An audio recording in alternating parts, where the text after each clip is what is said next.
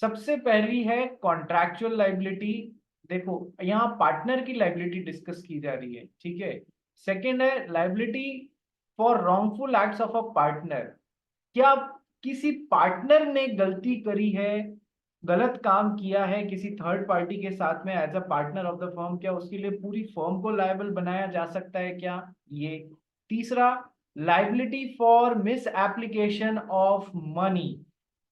Partner को यदि partnership के काम के दौरान पैसा मिला है किसी थर्ड पार्टी से और उसने उसे मिस अप्लाई कर दिया, तो क्या उसके लिए फर्म की लाइबिलिटी होगी? या फिर किसी थर्ड पार्टी ने फर्म को पैसा दिया था, डायरेक्टली पार्टनर को नहीं, फर्म को पैसा दिया था, और फर्म से लेके पार्टनर ने उस पैसे को कहीं मिस अप्लाई कर दिया, जहां वो नहीं लगना चाहिए था वहां पर अप्लाई कर दिया, तो क्या उसके लिए पूरी फर्म लायबल होगी? ठीक है। तो ये 3 पॉइंट्स पढ़ते हैं, इनमें से काफी कुछ क्वेश्चन पे एग्जाम आते हैं, एग्जाम में आते हैं, तो थोड़ा सा ध्यान से पढ़िएगा, ठीक है। Liability of the firm and partners in certain cases. सबसे पहली कॉन्ट्रैक्चुअल लाइबिलिटी, पढ़ भाई।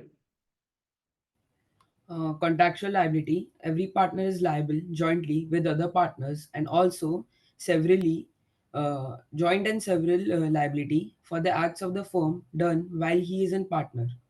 The expression act of firm connotes any act or omission by all the partners by or by any partner or agent of the firm, which gives rise to a right enforceable by or against the firm. देखो stop. Again, देखो, हर partner की, ये word है ना, ये phrase याद कर लेना। हर पार्टनर की जॉइंट एंड सेवरल लाइबिलिटी होती है। हर पार्टनर की जॉइंट एंड सेवरल लाइबिलिटी होती है। सर कैसे, क्या मतलब, एक बार बताइए। कि सर मान लीजिए इस पार्टनरशिप फर्म को किसी को 10 लाख रुपए चुकाने हैं, तो सर सारे पार्टनर्स कलेक्टिवली या जॉइंटली इस 10 लाख रुपए को चुकाने के लिए लायबल होंगे, ठीक है। यदि पार्टनरशिप एग्रीमेंट में बता दिया है कि कौन कितने परसेंट के लिए रिस्पॉन्सिबल होगा तब तो वैसा, नहीं बताया है तो कैसी रिस्पॉन्सिबिलिटी है? Joint and several liability. यानी कि 10 लाख रुपए की चुकाने की लाइबिलिटी सबकी जॉइंट होगी, सब जने ढाई ढाई ढाई ढाई लाख रुपए चुकाएंगे, चारों पार्टनर्स ढाई ढाई लाख रुपए चुकाएंगे, ठीक है। ये तो हो गई पहली बात। दूसरी बात कि सर यदि सर चारों की जॉइंट लाइबिलिटी है, लेकिन सर जॉइंट के साथ में कैसी लाइबिलिटी है? सर सेवरल का मतलब होता है इंडिविजुअल लाइबिलिटी भी है। इंडिविजुअल लाइबिलिटी भी है, जॉइंट लाइबिलिटी तो है ही है, इंडिविजुअल भी। आपको अकेले को भी, हर पार्टनर को अकेले को भी 10 लाख रुपए चुकाने के लिए बाध्य किया जा सकता है। कैसे?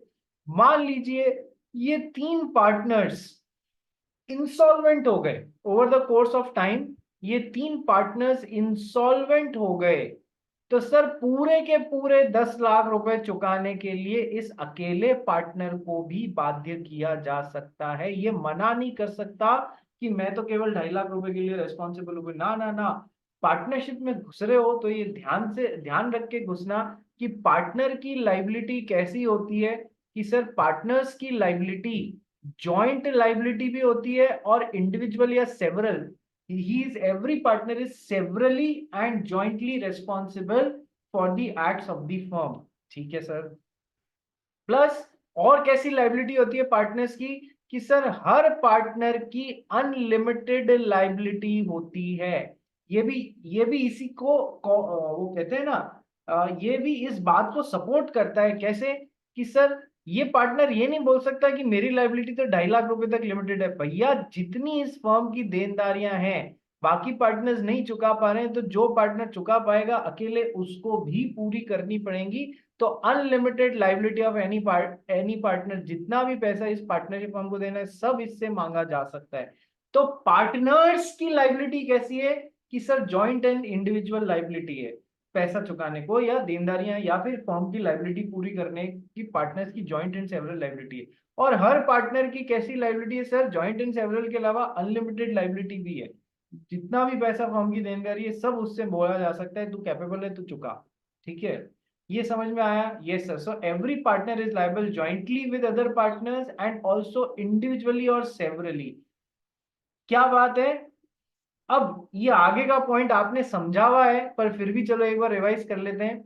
For the acts of the firm, पूरी फर्म ने जो भी मिलके काम किया है, while he is a partner in that firm, यानी कि सर अब ये चार पार्टनर्स हैं, इसमें पार्टनर नंबर ए जो है वो इस फर्म में 1/1/2020 से लेके 1/1/2025 तक पार्टनर था।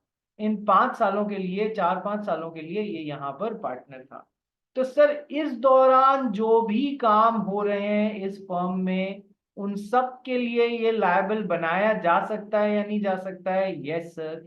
कि अपन ने ये भी पढ़ा है, क्या इससे पहले वाले कामों के लिए इसको लायबल बनाया जा सकता है? नहीं सर, बाय डिफॉल्ट तो पहले वाले कामों के लिए इसको लायबल नहीं बनाया जा सकता। तभी बनाया जा सकता है जब ये फर्म में घुसते हुए पहले वाले कामों के लिए लाइबिलिटी लेना एक्सेप्ट करता है, खुद एक्सेप्ट करता है। यस। और सर क्या बाहर निकलने के बाद के कामों के लिए इसको रेस्पॉन्सिबल बनाया जा सकता है?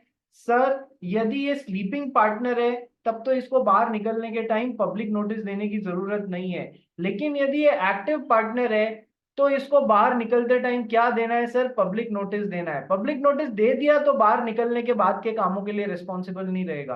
पब्लिक नोटिस नहीं दिया तो सर बाहर निकलने के बाद में भी फर्म ने जो भी काम किए उन सब के लिए इसकी रिस्पॉन्सिबिलिटी करी जा सकती है। पूरी नटशेल में मैंने तुमको पूरा वापस रिवाइज करा दिया, ठीक है? तो सर जब तक वो फर्म के अंदर है उस दौरान फर्म में किए गए कामों के लिए, चाहे रिटायर भी हो गया है और इस पीरियड के दौरान की कोई किए गए काम की कोई लाइबिलिटी आ जाती, तो मिस्टर ए को रिटायर होने के बाद में भी पकड़ सकते हैं। हाँ सर, इस दौरान के काम के लिए ये जिंदगी भर लायबल रहेगा। तो सर इस दौरान के काम के लिए कैसी रेस्पॉन्सिबिलिटी है sir? Joint and several liability. बात समझ गए? यस सर, ये बहुत हेवी चीज है जो समझाइए, बहुत आसानी से आसान बना के समझाइए। किसी को भी कोई डाउट हो तो पूछना है। सबसे पहले जश शाह तू पूछ बेटा।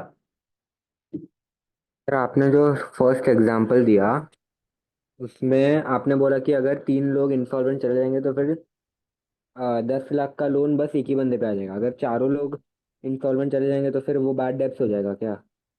देख, चारों लोग इंसॉल्वेंट हो जाएंगे तो फिर कहाँ से वसूल करेगा सामने वाला? रुपए में 10 पैसे 20 पैसे जो भी वसूल हो जाएंगे वो हो जाएंगे बस। तो बाकी सबका कोई फायदा नहीं है ना मतलब? ना ना ना, चारों इंसॉल्वेंट हो गए तो जयराम जी की, फिर कुछ नहीं हो सकता। ठीक है ठीक है।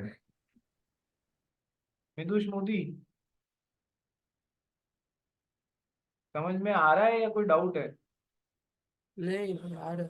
ओके ओके, ठीक है। हाँ भाई, किसी और को डाउट? कोई किसी और को डाउट जो अभी तक समझाया कि पार्टनर की लाइबिलिटी कैसे कैसे होती है? हाँ सर, बिल्कुल आ गया। कोई डाउट हो तो जरूर से पूछ लेना प्लीज। आइए आगे चलते हैं अपन।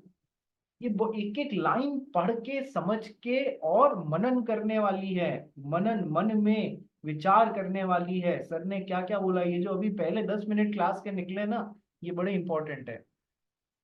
आगे पढ़ भाई यहाँ से। द एक्ट, हाँ यार ये तो इसने पढ़ लिया।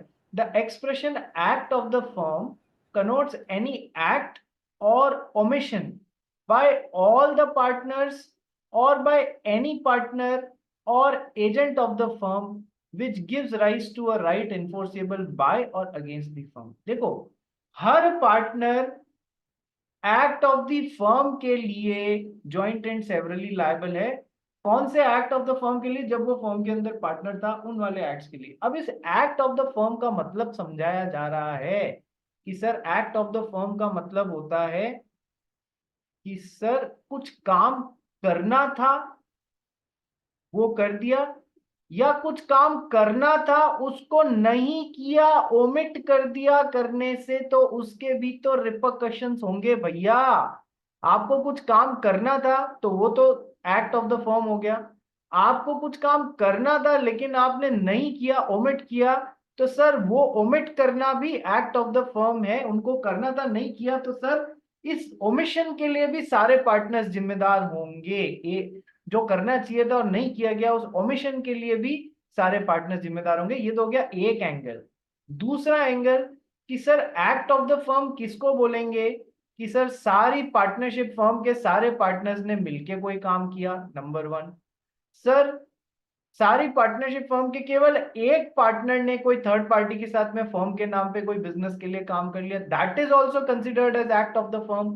रीजन बीइंग कि sir every partner is an agent of the firm, तो उसने जो भी काम किया है फर्म के नाम से किया है, यूजुअल वे में किया है, ऑर्डिनरी वे में किया है, जिस तरीके से करना होता है उसी तरीके से किया है, तो उससे पूरी फर्म बाइंड होने लग जाएगी, बाकी के पार्टनर्स भी बाइंड होने लग जाएंगे। Yes sir.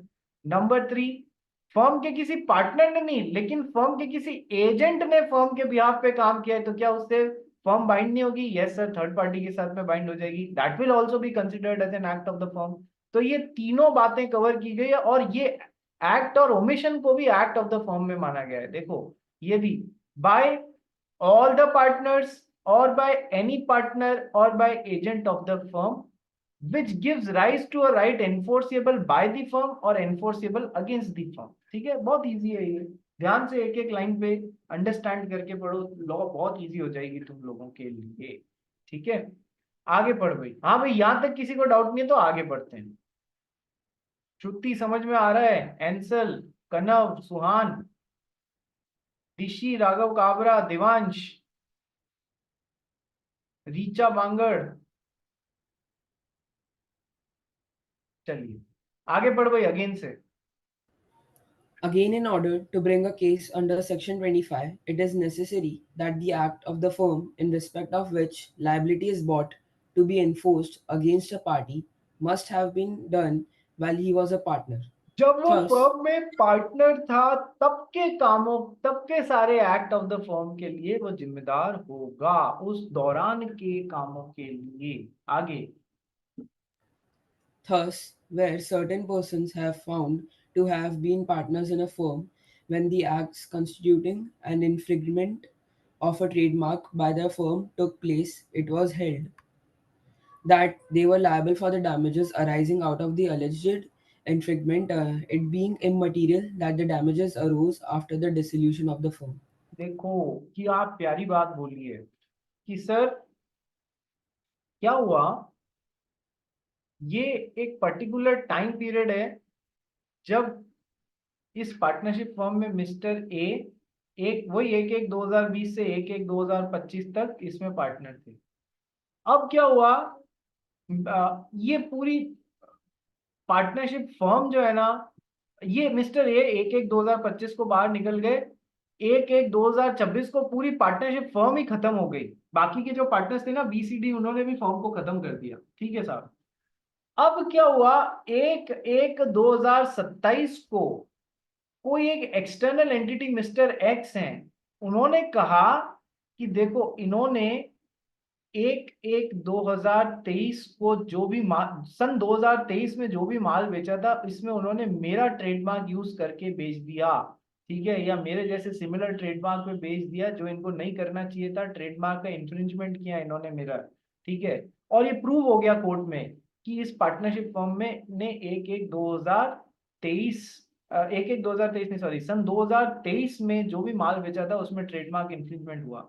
सर ये पार्टनर बाहर निकल गए तो भी क्या इनको ये जो 2023 के लिए जो मामला है क्या रिस्पॉन्सिबल बनाया जा सकता है? Yes sir, act of the firm है और ये भी उस एक्ट ऑफ द फर्म के लिए रिस्पॉन्सिबल है, क्योंकि उस दौरान ये जब का केस है वो इनके अंदर रहने के दौरान का ही पीरियड है, तो उसके लिए इनको भी रिस्पॉन्सिबल बनाया जा सकता है। सर तब भी रिस्पॉन्सिबल बनाया जा सकता है क्या, जब ये पार्टनरशिप फर्म डिसॉल्व हो गई है, खत्म हो गई है, उसके बाद में भी उस पीरियड के लिए इनको रिस्पॉन्सिबल बनाया जा सकता है क्या, जिस साल में ये केस आया था? हाँ सर, ये मतलब पार्टनरशिप ये बाहर निकल जाए, पार्टनरशिप कंटिन्यू कर रही है या पार्टनरशिप खत्म हो गई है, इट इज इममटीरियल। जब ये फर्म के अंदर थे उस दौरान के लिए कोई लाइबिलिटी फर्म के कामों के लिए आई है, उस दौरान फर्म में किए गए कामों के लिए कोई लाइबिलिटी आई है, तो सर 100% इनसे वो वसूला जा सकता है। 100 साल बाद में भी यदि ये जिंदा है तो वसूला जा सकता है। बात समझ में आई? उस दौरान के काम के लिए कोई लाइबिलिटी आई। अब ये पकड़ के मत बैठ जाना कि सर 100 साल कौन जिंदा रहता है और ये और वो। ठीक है, समझाने के लिए बोल रहा हूँ। मिंदुष मोदी बोलिए। सर कंपनी कब एंड हुई थी? 2025 में हुई थी ना? सबसे पहले तो खुद को एक जोर से सर पे ठोला लगा, ये कंपनीज एक्ट पढ़ा रहा हूँ या पार्टनरशिप एक्ट पढ़ा रहा हूँ ये अरे बता। Sorry, partnership. ठीक है, ठोला लगाना क्या होता है पता है, या मम्मी को बुलाऊंगा कि इसको एक ठोला लगाओ?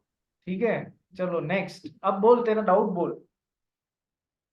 नहीं, बस वो पूछ रहा था, पार्टनरशिप 2025 में एंड हुई थी ना। पार्टनरशिप 2026 में एंड हो गई और 2027 में डिसॉल्व होने, पार्टनरशिप डिसॉल्व होने के बाद में मिस्टर एक्स ने इस पे केस ठोका कि तुमने 2023 में जो भी माल बेचा था उसमें तुमने मेरे ट्रेडमार्क का इंफ्रिंजमेंट किया है। ठीक है, मतलब समझाना क्या चाह रहा हूं, जब ये अंदर थे तब के कामों के लिए कोई भी लाइबिलिटी है, इनको निकलने के बाद में, चाहे फर्म के डिसॉल्व होने के बाद में भी पकड़ा जा सकता है। जिस दौरान ये फर्म के अंदर थे उस दौरान फर्म के द्वारा किए गए एक्ट ऑफ द फर्म के लिए। बात समझ में आ गई? एक्ट ऑफ द फर्म, तीन चीजें कवर होंगी। यस। बट वो जो सर, वो टाइम लिमिट था, जैसे वो मेरे को नहीं मालूम, मतलब वो एलएलपी में था, इसमें पार्टनरशिप में होगा या नहीं, कि वो जो 3 साल का टाइम लिमिट था रजिस्टर्ड अरे ट्रेडमार्क वालों सर, के ये लिए। तो अपन ट्रेडमार्क की बात कर रहे हैं। कोई कॉपीराइट इंफ्रिंजमेंट हो गया, कोई पेटेंट इंफ्रिंजमेंट हो गया, कोई भी इंफ्रिंजमेंट हो गया इस दौरान, कोई भी चीज जिसपे लेके दो पार्टियां लड़ पड़ी। ठीक है, मैं समझाना ये चाह रहा हूँ। ठीक है, चलिए next, second point, liability for wrongful acts of a partner. अपन ने टॉपिक क्या उठाया है sir? Liability of the firm in certain cases. Firm किसको बोलते हैं? फर्म किसको बोलते हैं? क्या पार्टनरशिप फर्म की अलग से सेपरेट लीगल एग्जिस्टेंस होती है क्या? नहीं सर, पार्टनरशिप फर्म की सेपरेट लीगल एग्जिस्टेंस नहीं होती है। तो सर फर्म किसको बोलते हैं? Sir all the partners are collectively called partnership firm. all the partners are collectively called partnership firm। तो सर अब अपन कह रहे हैं liability of the firm in certain cases. ठीक है सर। सर अब उसमें सेकंड पॉइंट पड़ रहा है, liability for wrongful acts of a partner.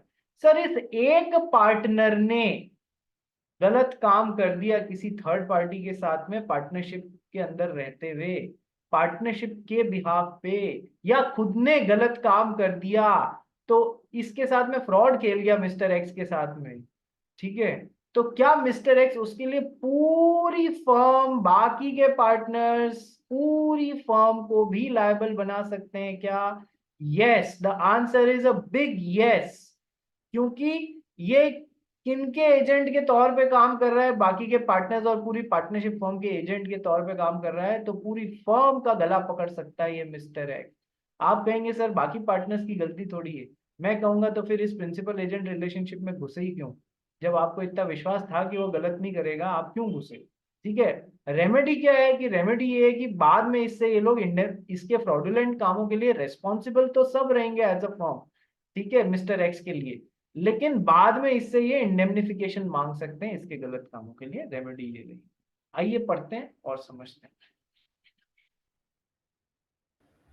The firm is liable for the wrongful acts or omission of a partner subject to the following conditions.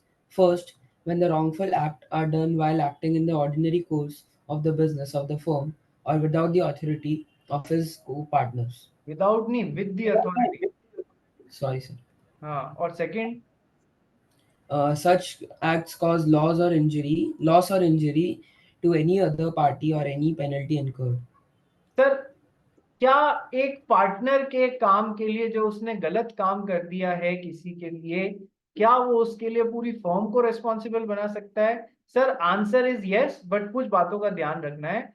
The firm is liable for the wrongful acts और omissions. कुछ करना था, गलत कर दिया, या कुछ करना था वो ओमिट कर दिया गलत तरीके से, उसके लिए भी पूरी फर्म रेस्पॉन्सिबल होगी जो एक पार्टनर ने काम कर दिया, subject to the following conditions. क्या दो बातें?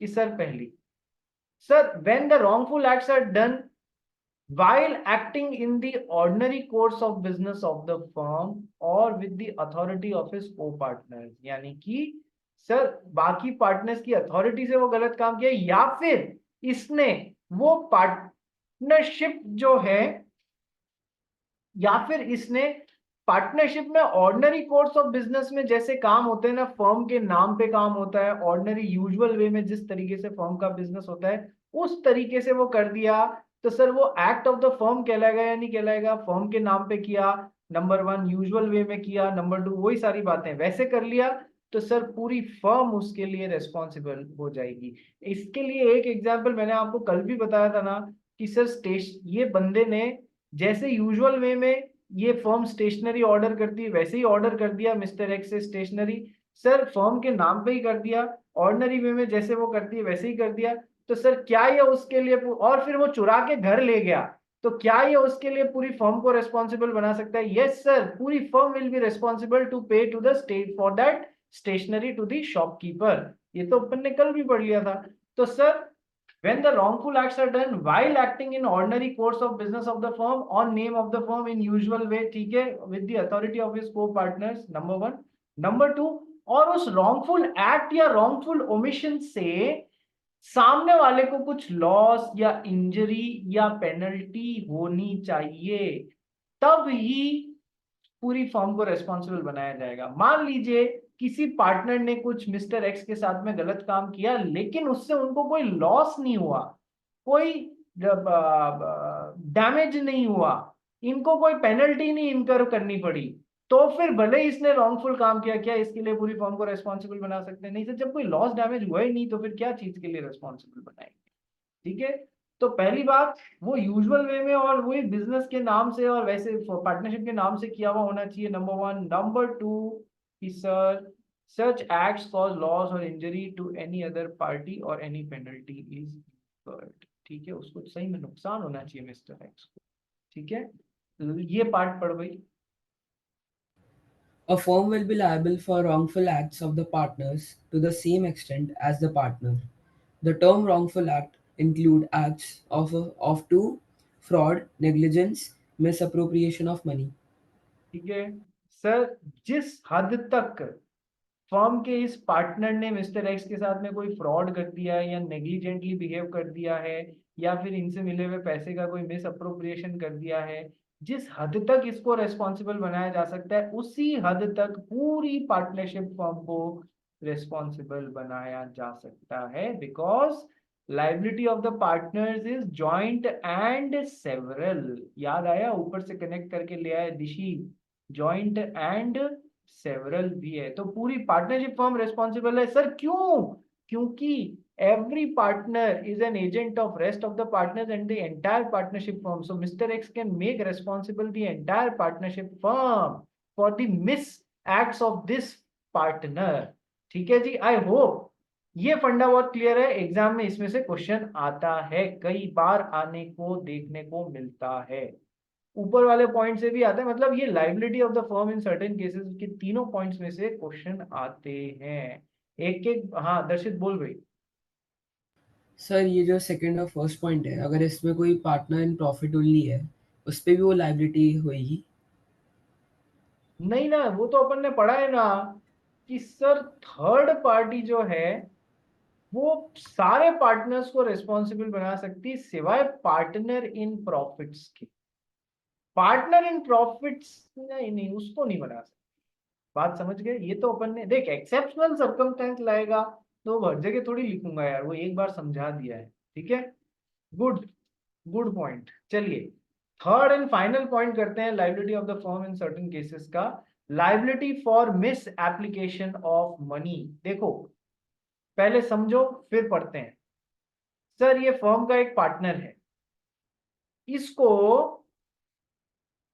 फर्म के साथ में कोई डीलिंग हुई, मिस्टर एक्स के साथ में इसने फर्म के बिहाफ पे कोई डीलिंग की। ये दोनों कहाँ बैठे थे? फर्म के ऑफिस में नहीं, कहीं होटल में बैठे थे। ठीक है, जनरली बिजनेस मीटिंग्स कई बार खाना खाते हुए भी होती ना होटल में। हाँ सर, तो सर वहीं पर मिस्टर एक्स ने इस पार्टनर को 10 लाख रुपए दे दिए। ये तो हो गया फर्म के बिहाफ पे दिए ना इसको, क्योंकि ये फर्म का पार्टनर है। It is an implied authority to receive money on behalf of the firm. Yes sir, firm के बिहाफ पे पैसे भी तो रिसीव कर सकता है। तो सर फर्म के बिहाफ पे इसको पैसे दिए, लेकिन इस बेटे ने यहाँ पर पैसा फर्म में जमा कराने की बजाय उसको उड़ा दिया, जाके पार्टी शार्टी करके आ गया। ठीक है, नंबर वन, या तो पहली सिचुएशन ये, या फिर मिस्टर एक्स ने फर्म में पैसे दिए थे, इस पार्टनर ने, हर पार्टनर के पास में अथॉरिटी होती है ना फर्म के लिए जो भी पैसा है वो यूज कर सकता है। इसने फर्म से वो पैसे उठाए और जाके पार्टी शार्टी करके आ गया। ठीक है, दोनों केसेस में बात तो एंड रिजल्ट तो सेम ही हो रहा है ना। तुमने एक वो कहावत सुनी है चाहे खरबूजे पे चक्कू पड़े या चक्कू पे खरबूजा आके गिरे, फटना तो खरबूजे को ही या तरबूजे को ही होता है ना, एंड रिजल्ट तो सेम ही होना है ना। तो सर चाहे इसको पैसा मिला फर्म के बिहाफ पे और इसने मिस अप्लाई कर दिया, या सर चाहे फर्म में पैसा आया और इसने वहां से उठा के मिस अप्लाई कर दिया हो, तो सर दोनों केसेस में बात एक ही होगी। टॉपिक का नाम क्या है? Liability of the firm for misapplication of money. उस पार्टनर ने क्या किया? उस पैसे को मिस अप्लाई कर दिया, while in the capacity of a partner उसने मिस अप्लाई कर दिया, तो सर उसके लिए पूरी फर्म रिस्पॉन्सिबल होगी क्या? आइए देखते हैं। Third way, liability for misapplication of money. The firm is liable to make good the loss caused to the third party due to misapplication of his money or property by a partner in the following cases. First, where a partner acting within his apparent authority receives money or property from third party and misapplies it. Second, where a firm in the course of its business receive money or property from a third party and the money or property is misapplied by any of the partners while it is in the custody of the firm. ये दोनों वो point है जो मैंने आपको भी समझाए थे ना, चाहे पार्टनर को डायरेक्टली मिला हो और उसने मिस अप्लाई कर दिया हो, चाहे फर्म को मिला हो वहां से उठा के उसने मिस अप्लाई कर दिया हो, तो सर उस बेवकूफ आदमी ने जो काम किया है ना पार्टनर की कैपेसिटी में, क्या उसके लिए पूरी फर्म रिस्पॉन्सिबल होगी? यस सर, द पूरी फर्म विल बी रिस्पॉन्सिबल। वो तो रिस्पॉन्सिबल होगा ही होगा, बाकी के पार्टनर्स और पूरी फर्म कलेक्टिवली भी उस पैसे को चुकाने के लिए, उस मिस एप्लीकेशन के लिए लायबल बनाई जा सकती है, चाहे ऐसे मिस अप्लाई किया गया हो चाहे ऐसे मिस अप्लाई किया गया। क्या ये तीनों पॉइंट समझ में आ गए? यस बिल्कुल आ गए। मिदुष मोदी बोलो। अपेरेंट अथॉरिटी मतलब? हर पार्टनर की, अपेरेंट का मतलब होता है सामने दिखती हुई, तो हर पार्टनर की सामने दिखती हुई अथॉरिटी है ना कि वो फर्म के बिहाफ पे पैसे रिसीव कर सकता है। यस और नो? इम्प्लॉयड अथॉरिटी है ना, अपेरेंटली है। यस सर, अपेरेंटली मुझे आज एक चीज दिख रही है, मिदुष मोदी हेयर कट लेके आया है, इट इज वेरी अपेरेंट, मेरे सामने है। ओके चलिए नेक्स्ट। अब आ रहा है जो टॉपिक, ये मतलब कहते हैं एग्जामिनर का one of the favourite topics. Favourite बोले तो फेवरेट, ठीक है सर। आप हर टॉपिक के पहले बोल दो, हम हर टॉपिक के पहले ऐसे ही सुनते रहेंगे और हर टॉपिक के पहले इंपॉर्टेंट लग जाएगा। दिशी, है ना? तो मतलब एक एक कहने का मतलब यही है कि एक एक चीज इंपॉर्टेंट है। राघव काबरा जी कहाँ चले गए? काबरा जी यही हैं तो यहीं पर, तो छुप के क्यों बैठते हो काबरा जी? हम्म सर, रिचा बांगड़, देवांश, प्रिशा, भाई इन लोग ने वीडियोस क्यों नहीं ऑन किए हैं?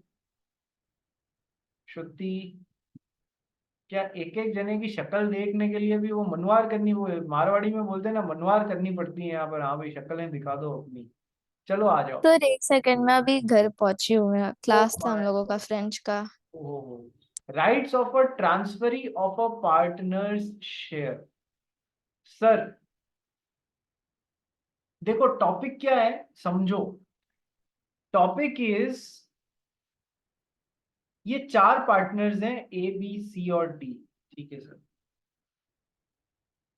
सर हालांकि जब अपन टैबुलर फॉर्मेट में पढ़ रहे थे तो अपन ने वहां पर मैंने कहा था ये एक पॉइंट केवल टैबुलर फॉर्मेट में डिफरेंस के लिए लिख लेना, क्या पार्टनर अपना शेयर ट्रांसफर कर सकता है? सर जनरली नहीं कर सकता, बस इतना सा वहां पर लिखने के लिए। फिर मैंने वहां ये भी बोला था कि भैया आगे जो पढ़ाऊंगा वो बिल्कुल अपोजिट होगा, जब डिटेल में पढ़ेंगे तो अपोजिट होगा। सर पार्टनर नंबर बी है, क्या वो अपनी पार्टनरशिप में जो हिस्सेदारी अपनी प्रॉपर्टी है, क्या वो किसी आउटसाइडर मिस्टर एक्स को ट्रांसफर कर सकता है, बेच सकता है अपनी हिस्सेदारी? Sir the answer is a big yes. The answer is a big yes कि सर मिस्टर, जैसे कि मिस्टर बी के पास में एक कार है, जैसे मिस्टर बी के पास में एक मोटरसाइकिल है, जैसे मिस्टर बी के पास में एक मान लीजिए बहुत सुंदर घर है, सर क्या ये अपनी कार मिस्टर एक्स को नहीं बेच सकते क्योंकि ये इनकी प्रॉपर्टी है? Yes sir. क्या ये अपनी मोटरसाइकिल और हाउस इनको नहीं बेच सकते? Sir just like Mr. B can transfer any of his property to his Mr. X, in the same manner he can transfer his interest in the firm just like any other property. He can also transfer his interest in the firm to an outsider Mr. X. Yes, देखो good faith में इसको बाकियों से भी पूछ के करना चाहिए कि यार देखो मैं अब मेरे को कुछ जरूरत आन पड़ी है पैसे की, तो क्या मैं मेरी जो हिस्सेदारी इस पार्टनरशिप फर्म में है मैं किसी थर्ड पार्टी मिस्टर एक्स को ट्रांसफर करना चाहता हूँ, कर दूं भाई, तुम्हारी सहमति है? भाई कई बार हो भी जाती है, कई बार मना भी कर देते हैं कि नहीं भाई हमारी सहमति नहीं है, फिर भी क्या ये ट्रांसफर कर सकता है? हाँ सर, ये ट्रांसफर कर सकता है, जैसे ही अपनी कोई दूसरी प्रॉपर्टी कार मोटरसाइकिल ट्रांसफर कर सकता है किसी थर्ड पर्सन को, वैसे ही पार्टनरशिप में अपनी हिस्सेदारी भी बेच सकता है, ट्रांसफर कर सकता है किसी थर्ड पर्सन को। अब फर्स्ट पॉइंट के बाद में सेकंड इंपॉर्टेंट पॉइंट, ध्यान से भेजे में घुसाना।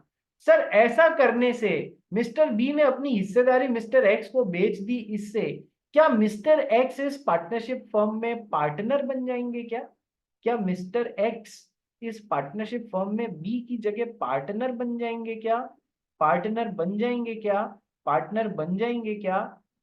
बताओ, यदि बी ने अपनी पार्टनरशिप फर्म की हिस्सेदारी मिस्टर एक्स को ट्रांसफर कर दी, तो क्या मिस्टर एक्स इस पार्टनरशिप फर्म में पार्टनर की हैसियत पा जाएंगे क्या? बताओ क्या सोचते हो? बताओ सुहान गोयल, क्या सोचते हो? बताओ। नहीं। नहीं। काबरा जी भी नहीं बोल रहे हैं। प्रिशा जी क्या बोलेंगी?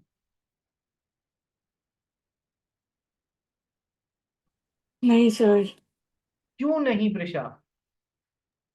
सर सबका कंसेंट चाहिए होता है। पार्टनर बनने के लिए तो एक एक जना, हर पार्टनर कंसेंट देगा तभी तो पार्टनर बन पाएगा, अदरवाइज पार्टनर थोड़ी बन जाएगा। अदरवाइज तो बस just he is a transferee of a partners share. क्या बोलेंगे हम इसको? Transferee of a partners share बोलेंगे, पार्टनर ना बोलेंगे। ये ट्रांसफरर है, ये ट्रांसफरी है ऑफ अ पार्टनर्स शेयर, क्योंकि सर बाकी लोगों को जरूरी नहीं इस पे विश्वास हो इसे पार्टनर जैसे अंदर आने दे। ठीक है, तो क्या दो बातें सीखी अपन ने। सर क्या ट्रांसफर कर सकते हैं? Answer is a big yes, just like is any other property he can also transfer his interest in this property in this partnership firm to another person. Yes. क्या उससे वो पार्टनर बन जाएगा? No sir, he will be just be known, he will be transferer and he will be Mr. X will be transferee of a partner's share. तो sir इनको फिर क्या क्या राइट्स मिलेंगे जब ये पार्टनर बन ही नहीं पाए? तो अब नेक्स्ट सवाल होता है कि सर इन्होंने हिस्सेदारी तो खरीद ली पर ये पार्टनर नहीं बन पाए, तो सर इनको क्या क्या अधिकार मिलेंगे? सर क्या ये पार्टनर जैसे यहाँ पर डे टू डे बिजनेस में इंटरफेयर कर सकते हैं ये कहते हुए कि मैंने भी हिस्सेदारी खरीद ली? No, you cannot interfere. Transfer of a partner share cannot interfere into the day-to-day business or affairs of the firm. Number one. Number two, sir, he cannot ask for accounts. He cannot ask for accounts or raise a question mark on the accounts. ठीक है, अच्छा, तो फिर sir देखो अब इसका हिस्सा तो इसके पास में पहुंच गया है। ठीक है सर, तो सर अब जब तक अकाउंट्स मांगने का अधिकारी नहीं होगा तो फिर सर नहीं होगा। जो अकाउंट्स ये लोग ने फाइनल किए और जो जिस हिसाब से मिस्टर बी का प्रॉफिट डिसाइड किया है बस वो पाने का अधिकार होगा, वो अकाउंट्स मांगने का भी अधिकार। इस पे थोड़ा सा अदरवाइज भी व्यूज आते हैं, हम पढ़ेंगे। ठीक है, लेकिन सर क्या ये उस पर क्वेश्चन मार्क लगा सकता है जो इन लोग ने अकाउंट्स तैयार किए? सर कोई अधिकार ही नहीं है, पार्टनर थोड़ी है ये यहाँ पर, तो इसका कोई अधिकार ही नहीं है कि ये उसके ऊपर पार्टनर्स ने जो प्रिपेयर किया है उस पर क्वेश्चन मार्क लगा दे। हाँ, लेकिन मिस्टर बी का जितना राइट बनता था उतना प्रॉफिट में हिस्सेदारी पाने का इसका राइट होता है, उतना प्रॉफिट में उस हिस्सेदारी पाने का राइट होता है, बस उसको चैलेंज नहीं कर सकता। क्या ये बात समझ में आ गई? ये दो तीन बातें समझ में आ गई? Yes sir. फाइनल बात, सर जिस दिन मिस्टर बी अपना नाता इस फर्म से तोड़ रहे हैं, यानी कि जिस दिन मिस्टर बी इस फर्म से रिटायर हो रहे हैं, या तो ये या फिर ये पूरी पार्टनरशिप फर्म खत्म हो रही है, या फिर ये पूरी पार्टनरशिप फॉर्म खत्म हो रही है। यानी कि दोनों ही केसेस में ये जिस डोर से, ये इस डोर से लटका हुआ है यहाँ पर पूरी पार्टनरशिप फर्म से कनेक्शन है इसका, किस लिए? मिस्टर बी के कारण। जब ये डोर ही टूट रही है, ये डोर कनेक्शन वाली कैसे टूट रही है? या तो मिस्टर बी रिटायर हो रहे हैं तो ये डोर टूट जाएगी, या फिर पूरी पार्टनरशिप फर्म ही खत्म हो रही है तो सब अलग अलग अपने रास्ते जा रहे हैं तो ये डोर टूट जाएगी कनेक्शन वाली। ठीक है, ये याद रखने के लिए इस तरीके से समझा रहा हूं आपको। तो फिर अब इनको मिस्टर एक्स को राइट मिलता है कि उस डेट पे, जिस डेट पे या तो ये कनेक्शन मिस्टर बी रिटायर हो रहे हैं या पार्टनरशिप फर्म खत्म हो रही है, उस डेट पे जो भी फर्म के अकाउंट्स हैं वो पाने के अधिकारी ये हो जाएंगे। क्यों हो जाएंगे? कि सर मिस्टर बी का कितना हिस्सा है ये डिसाइड करने को, क्योंकि यही तो इनको मिलेगा, मिस्टर बी का कितना हिस्सा है ये डिसाइड करने को, और प्रॉफिट में क्या हिस्सेदारी है और प्रॉपर्टी में क्या हिस्सा है, मिल रहा है या नहीं मिल रहा है, सही से पार्टीशन हो रहा है या नहीं हो रहा है, खत्म होते हुए या इनके बाहर निकलते हुए, वो समझने को उस डेट को, जिस दिन में से इन दोनों में से कोई भी इवेंट हो रहा है, वो अकाउंट्स और मिस्टर बी के हिस्से की प्रॉपर्टी पाने के अधिकारी होंगे। और उसके लिए वो अकाउंट्स भी उस डेट से पाने के अधिकारी होंगे, उससे पहले के नहीं, उस डेट को जो भी अकाउंट्स थे वो पाने के अधिकारी होंगे। बोलो रे भेजे में पूरी कहानी transfer of a partner interest in A firm घुस गई? भेजे में घुस गई समरी वाइज? यस सर घुस गई। वापस रिज्वाइन करो, फिर मिदुष का अपन डाउट लेते हैं, वापस रिज्वाइन करो।